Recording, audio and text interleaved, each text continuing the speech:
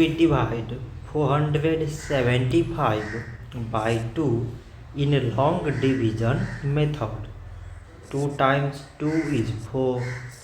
On subtracting, it is 0. So we put down this 7 and 2 times 3 is 6. On subtracting, it is 1.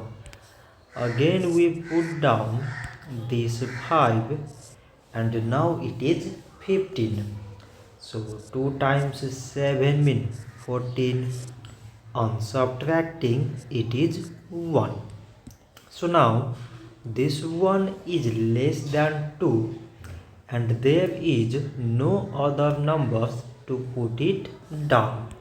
So we put here decimal so that we take 0. So now it is 10 and 2 times 5 means 10.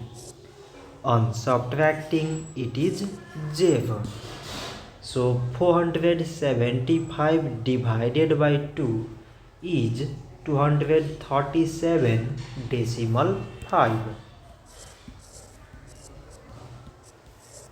So this much for today and thanks for watching.